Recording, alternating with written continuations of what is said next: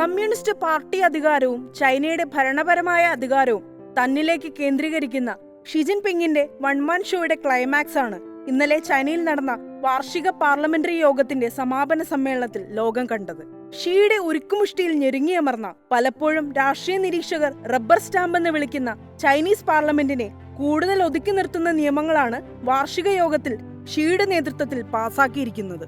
രാജ്യത്തിന്റെ സാമ്പത്തിക സ്ഥിതി വിശദീകരിക്കുന്ന ചൈനീസ് പ്രധാനമന്ത്രിയുടെ പത്രസമ്മേളനം വെട്ടിച്ചുരുക്കി പാർലമെന്റിന്റെ ശബ്ദത്തെ തീർത്തും നിശബ്ദമാക്കുന്ന ഭേദഗതി ഉൾപ്പെടെ തിങ്കളാഴ്ച പാസാക്കപ്പെട്ടു.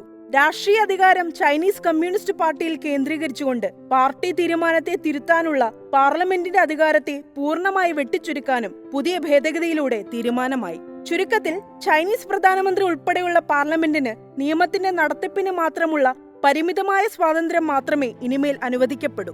3 പതിറ്റാണ്ടുകളോളമായി തുടർന്നു വരുന്ന പത്രസമ്മേളന അധികാരം കൂടി ഒഴിവാക്കിയതോടെ ചൈനീസ് പ്രധാനമന്ത്രി ചൈനീസ് രാഷ്ട്രീയ സ്പേസിൽ നിന്ന് പുറത്താകുകയുമാണ്.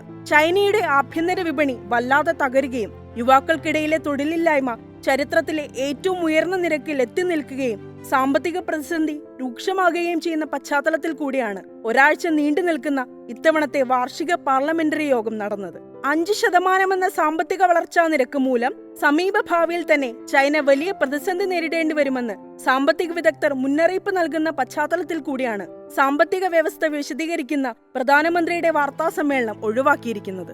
ഷി ജിൻപിങ്ങിന്റെ ശക്തമായ നേതൃത്വത്തിൽ ചൈനീസ് കമ്മ്യൂണിസ്റ്റ് പാർട്ടി ചൈനീസ് സ്വഭാവ സവിശേഷതകളുള്ള സോഷ്യലിസത്തിലൂന്നി ഇനിമേൽ പ്രവർത്തിക്കുമെന്ന് തിങ്കളാഴ്ചത്തെ സമാപന സമ്മേളനത്തിൽ നാഷണൽ പീപ്പിൾസ് കോൺഗ്രസിന്റെ standing committee chairman Shao Laji പറഞ്ഞു. പ്രധാനമന്ത്രിയുടെ പത്രസമ്മേളനം റദ്ദാക്കാനുള്ള ബെയ്ജിംഗിന്റെ തീരുമാനം ചൈനീസ് പാർലമെന്റിനെ ദുർബലപ്പെടുത്താനുള്ള ഷിയുടെ സുപ്രധാന ചുവടുവെപ്പാണെന്നാണ് നിരീക്ഷകർ വിലയിരുത്തുന്നത്. ഫലത്തിൽ രാജ്യവുമായി ബന്ധപ്പെട്ട കാര്യങ്ങളിൽ പാർട്ടി പ്രധാന തീരുമാനങ്ങൾ എടുക്കുകയും ഇതിലിടപെടാനുള്ള പാർലമെന്റിന്റെ അധികാരം വെട്ടിച്ചുരുക്കുകയുമാണ് പുതിയ ഭേദഗതിയിലൂടെ ചെയ്യുന്നത്.